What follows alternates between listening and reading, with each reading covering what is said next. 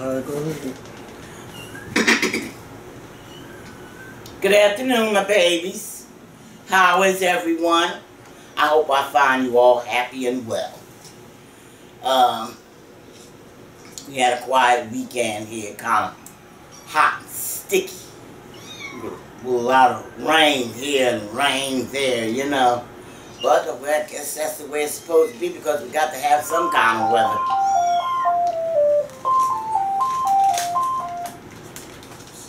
Hello? Hello? Where who at? Who do you want?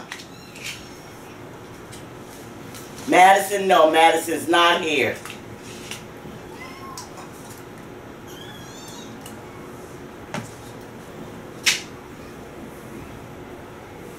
I have no time for no damn phone calls. Excuse me. Like I said, I hope to find everybody happy and well. Was a quiet weekend. A little bit of rain here and there. But besides that, everything has been fine. I'm still trying to fight these little cricks and cracks in your body. You know, as you get to be a senior, the more you get to be a senior citizen, sometimes you have this wrong, that wrong, but thank God it's nothing major wrong. It's just little things, and I thank Him for that. I'm so grateful. I hope you all praise and give your Father love, and I hope you all are pushing those buttons, letting people know that we're around. Kind of had my feelings hurt lately, you know, because it didn't seem like I really count. I really do matter. What I say don't really matter, you know. Nobody's not even paying attention even that I'm on. But I would like to hear from you, and I would like to know that it does count, that my little bit of advice might be helping somebody do something. So let me please hear from you. Let me know that it counts. Push some buttons for me, you know. Give me some love, you know. Man, everybody needs some love. I hope you're gonna go get. I am. Chill the fuck out. Don't tell me to chill out. I ain't tell you to chill the fuck out when you ask me for some money. They ain't got the fucking nerve to get mad at you for asking for your money. Get out of here.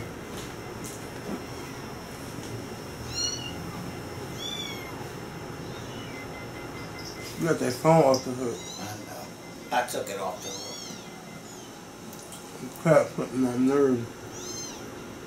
Put them back in the cage. Only one raising hell, and that's that little gray one.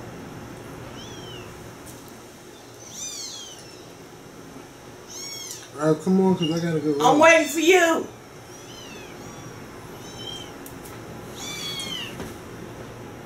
It says in the past couple of months, two out of three of my inner circle of friends had left me voluntarily. One was my boyfriend and one was the sister. I can't with these cats. Hold up.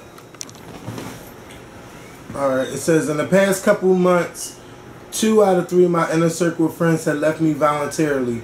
One was my boyfriend and another was a sister friendship that I thought would last forever.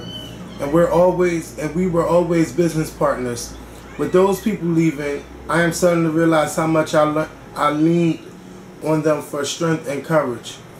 About 6 months ago, I prayed for people to exit my life who aren't for me.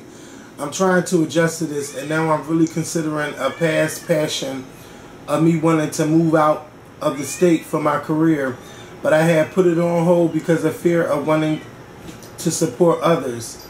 Please, if you can help me with this, I would greatly appreciate this. It's so hard when everything you believed in can be gone and now you have to start over. Help. Thanks. That's all the circle of life, sweetheart. That's the circle of life. You watch the earth evolve in itself. You have the 4 seasons. It comes and it goes.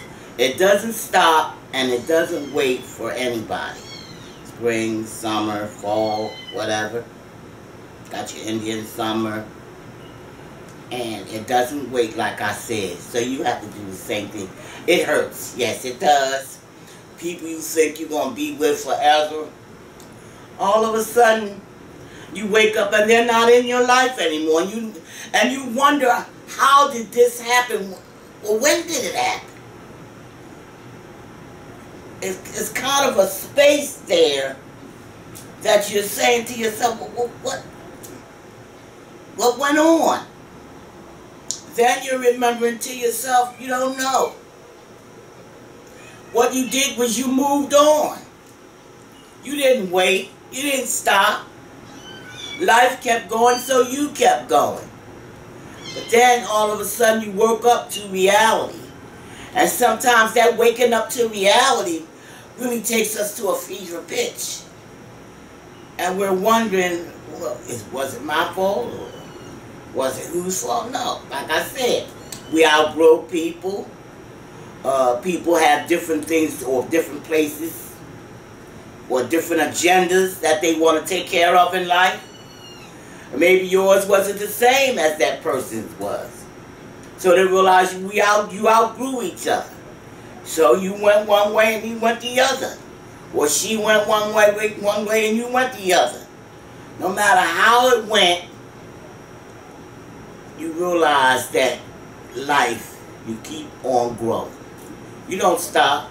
There's no such thing as death. There's no such thing as not changing, not evolving, because we constantly do this. Change and evolve from one situation to another. So don't worry about it. Something else good. Like one door closes, remember, another door opens. And it'll take you somewhere else. So keep on changing. Keep on evolving. Don't look at it as, oh, what did I do? You didn't do anything. It's just all a part of life. Alright, this one says, first I would like to say I love you. Oh, okay. She loved the videos and everything. She's a 28-year-old woman in a 2-year relationship with a 27-year-old man who has no children but has always made it clear that he wants children. I have an 8-year-old son from a previous relationship which we were not married because of the woman I've matured into and the struggles I face as a single mother. I realized the importance in having a family unit, husband, wife, then children, to raise a child. I promised myself that I wouldn't put another child or myself through the hardships of single parenthood. That if I ever decided to have more children, I would have a husband first. My dilemma is that although I love my current mate very much, he seems very undecided about us getting married. He always points out that he knows plenty of couples that have raised families together many years without actually getting married. Sometimes he makes the worst comments about marriage because his parents divorced when he was younger. It makes me sad sometimes that he says that he has such little faith in marriage. It makes me question our future, especially now since he wants to get me off birth control so we can try to have a baby. A part of me wants to have a baby, but will it really be worth it going against what I really want, which is marriage, and then start our family together? Please help. Well, best thing I could tell you on that is always follow your first mind. Now, it's like the cart before the horse, you know?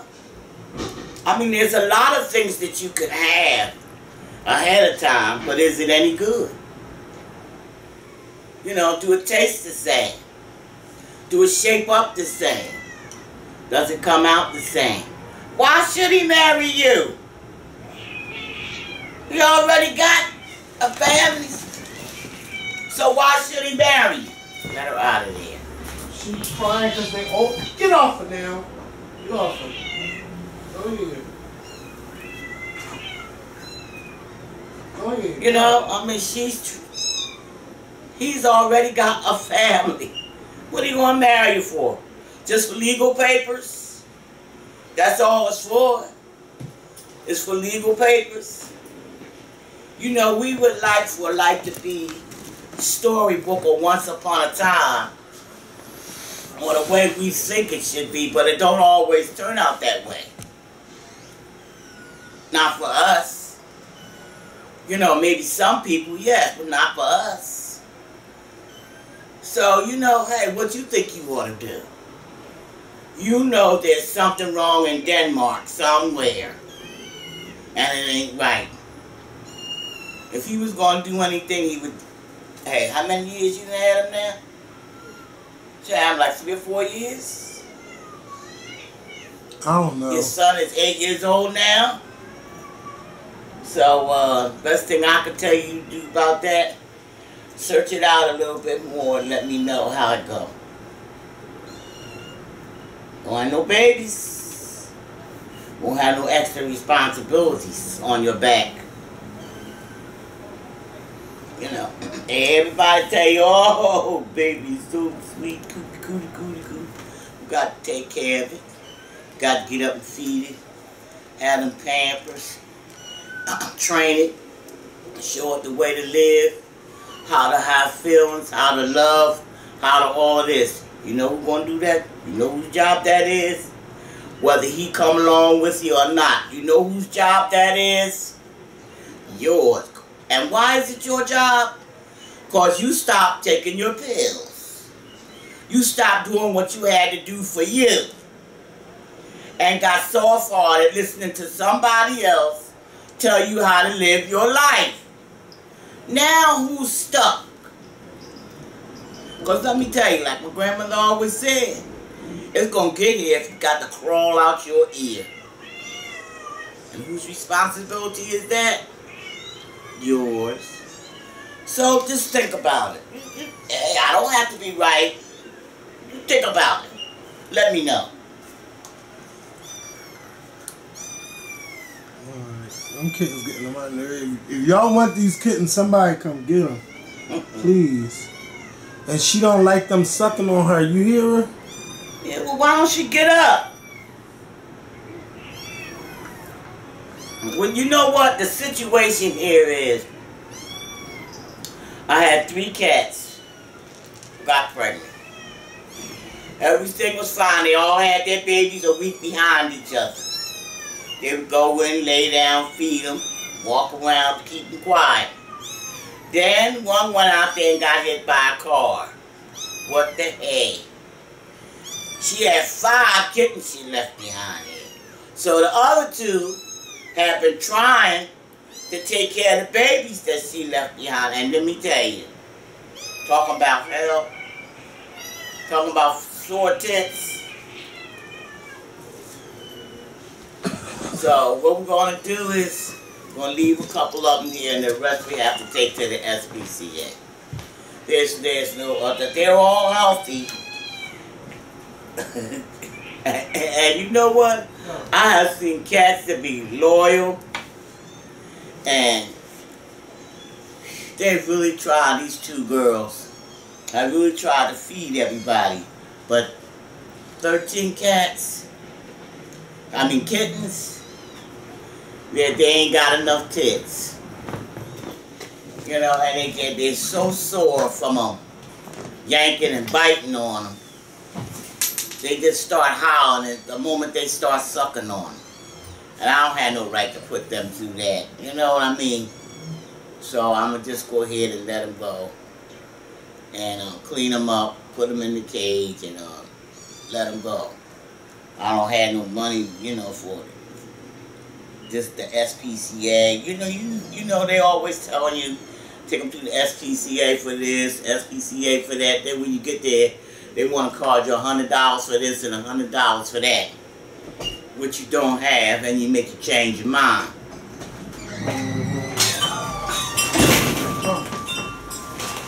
Thank you.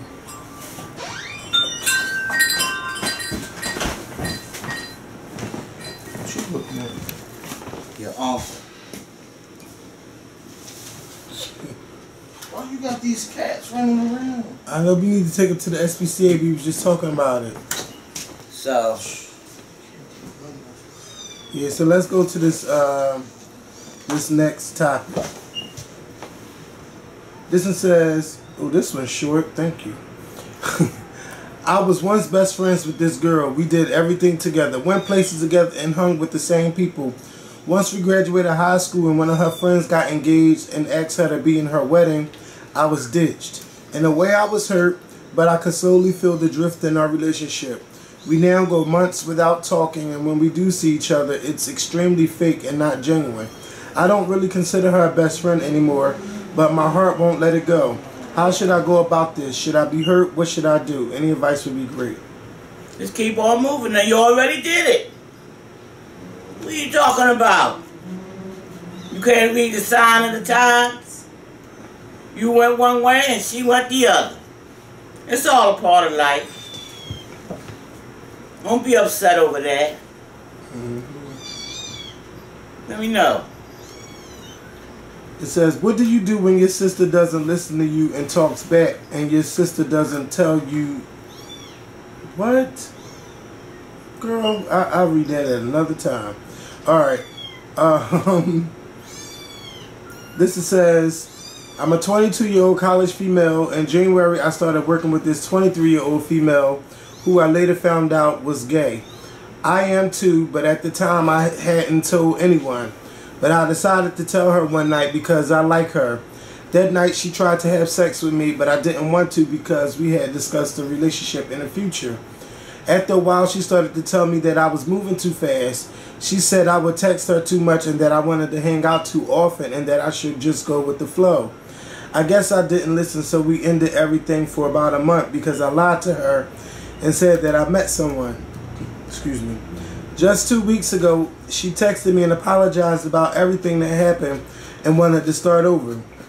I agreed and we went to dinner the next night.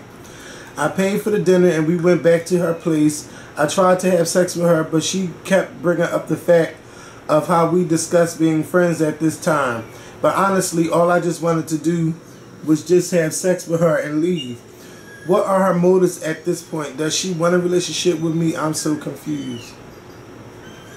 Does she want a relationship? No. If she hadn't wanted a relationship with you, you would have had sex with her. This is not a sex thing with her. This is more of an experimental thing. She's not sure that she is gay. I think she's just trying it out. And it's not wonderful, I think, as she thinks it is, because she's trying it out with somebody else. So, if you want to be true to that other person, you don't commit yourself really to anybody. So she's not committing herself to you. She's not really committing herself to that person. She's just trying it out. So don't get upset. Just go in on your way. Go on down, ease on down the road, and let it go at that. Talk to you later, baby. She picked up. She bringing them behind the couch. Do she know which one, who cast is hers? Yeah. Yeah, she knew about a scent. It says, need advice on dating someone who isn't ready to commit, but y'all are having sex. Yeah. It's no story. Well, you know, it's such a thing as having a fuck buddy. Because you got a fuck buddy don't mean you don't have to be committed to it. Just someone to have sex with. What she know about fucking? You know? My grandson said, what did I know about a fuck buddy? I know more about a fuck buddy than you think. You know, and you just starting out with that little Peter. That's what you and Keith. Yeah, right. Don't worry about it. We've been together 20-something years. You know. But that's all it is. You know, why make it more than what it is? Be satisfied with that. Then if she flowers out to be more or want more and you're willing to give more, let's see how it goes. If not, just don't worry about it. Don't get your feelings involved. No. It says, this question, this is a random question. How do you get over a spouse cheating? Oh. That's not funny. funny? Stupid ass fucking kids.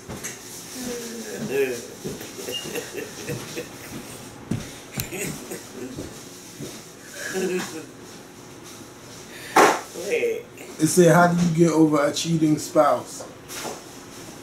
Charlie stepped on me. He could have broke this cat leg. God ain't gonna let nothing happen. Hello? You heard the question? No. I said, it says, how do you get over a cheating spouse? Get over cheating spouse? Well, one way you can get over cheating spouse is cheat yourself. Or see how much this spouse meant to you. Did he mean a lot? Did you love him so much that you didn't want to spend another tomorrow without him? There's a lot of little ways you can look at it. But the main thing is trust. And if you ain't got that, you don't have nothing. Don't trust him. You got to be looking in his pockets, running through his phone, smelling his drawers,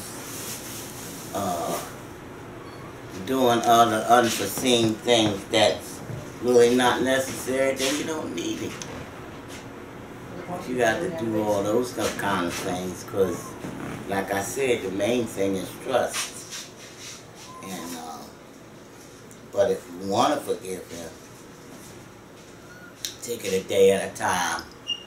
Ease yourself back down that road. See how you fall back into the pattern of life between you and him, not between you, him, and the world. Okay? And see how that goes. And if that don't seem to be working out, then just let it go. People get so excited and howling and screaming over things when they don't work out the way we want them to work out. Just take it easy. Alright, this is the last question. It's kind of long, but I'm gonna read it. It says, I have been struggling on how to get over these buried emotions I have with the fact that I lost my mother when I was 1 year old. I was raised by my maternal grandmother, and she raised me to believe that my mother was killed by my father.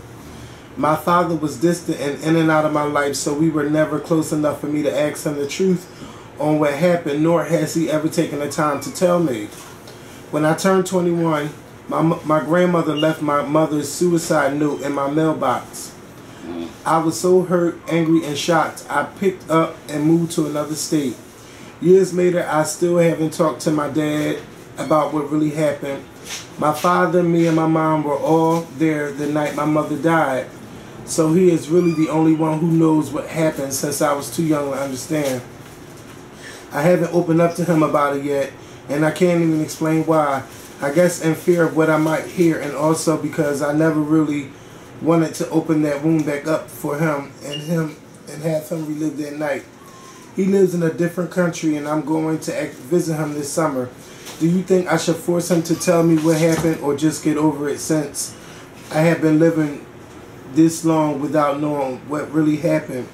I'm afraid of what the outcome may be. Will I leave hating the only parent that I have? Oh, and by the way, I have asked my grandmother why she waited to give me the letter, and why she made me think that my father was behind my mother's death. She still believes that my father did it, that he pushed her to kill herself. Well, she probably feels what he did or what he said was a contributing factor to why she did what she did. You really didn't have anything to do with that. You were a baby at that time, and I guess she figured after you got old enough to really understand what was what, she would leave with a note. But what she should have did was left it alone. Some things are best left dead, not meant to be dug up and scattered up in the air.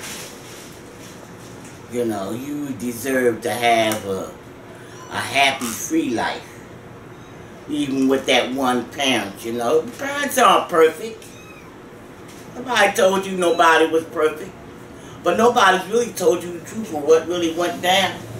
You never really talked to him. You can't hate somebody with something you don't really understand. You got to get to understand it first. Then take it apart and put it back together. And see whether it's worth to having that feeling, I hate you, I don't want to see you ever again. Come on. I tell you, if you got one parent, you got something. It's nothing when you don't have none. No mother, no father, no sisters, no brothers. Or plenty of everything else, aunts, uncles, all that stuff, but you don't have that. The main ingredients. It's hard. Don't hate for something that happened 15, 20 years ago. Come on. Don't try to relive. Don't dig that up and try to relive that. You didn't have nothing to do with it. Leave it alone. If you can't go there, see him as your father. If he wants to tell you what went on and what happened, fine. If he don't, leave it alone. And do as I say, leave it alone. Go on and live your life and be happy with him, baby. But what's left? At least you have one.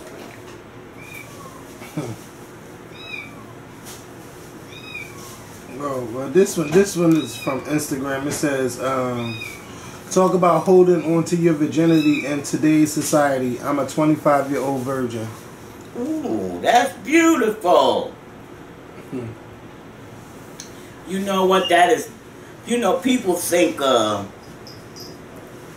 being a virgin, you're a cuckoo or you're a nut. That's because everybody is so used to going out there, flipping their ass in the air, walking with their titties out, and showing all this shit that they got. They don't got no pride in themselves. They don't understand what it's like to not show everything. You don't show all what you got to nobody. Hell, people that got married even back in the olden days didn't even see each other for the longest time. They had them long nightgowns and stuff. You slipped into one of them and took off your clothes and still ain't seen nothing. Now you walk, see the kids go down the street, their ass and the pussy's hanging out of their drawers. Come on with that. Titty out of one thing. They don't even know what it's like to get somebody to put their arms around you or to really kiss you or to really hug you tenderly. Just old gut bucket thing. You know, you going down the street and the boys saying all kinds of slut shit to you. For what? You ain't did nothing to him, you don't even know him.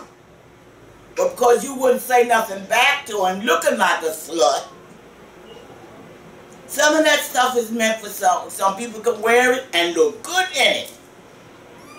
And then other people can put it on and, oh my God, it say, take me to the trash can. You know, I mean, that's just the way it is. And then other people...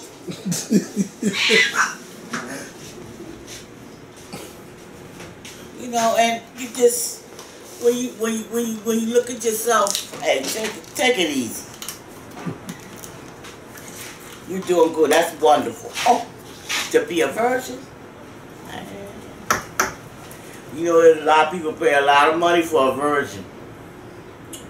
You'd be surprised. You really would be at this time and age in life. My change upstairs. Really would be surprised. But I tell you, God bless you. And until you find what you want, if you still like you want, still hold on to it. Hold on to it. You gotta listen to them people out there that ran out there and gave themselves to this one, gave themselves to that one, whining and crying and found out it wasn't for shit.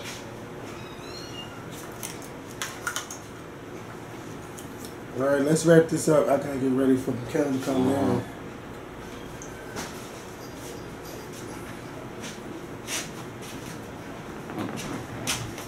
Excuse me. If you're not sure about anything that you really want to do, that's my rude ass daughter, so y'all please excuse her. I don't know whether I got her from the animal farm or had her at the animal farm or what the hell happened. But I ask you to please forgive that. She don't know how to act, poor thing. But when you find out a lot of times that things ain't going to go your way, sometimes it's better to just step off and go ahead on in another direction. You might find what you want there. It may not look like what you want, but it might taste and smell like something else, and you might find out that, hey, this is what I needed. This is what I needed to change. This is what I needed something else to do. Take yourself on a trip. Go somewhere and go see something. Stop doing the same thing over and over and over again. Make it a change. Sitting down, hating yourself to death, hating someone because they didn't want you. Excuse me. Oh, my bad. You know, they didn't want you, or you didn't want them.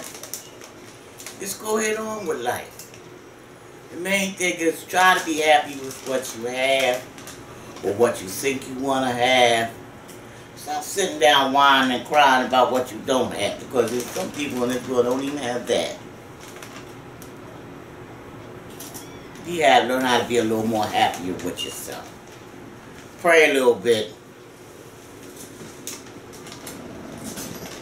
Give him a chance.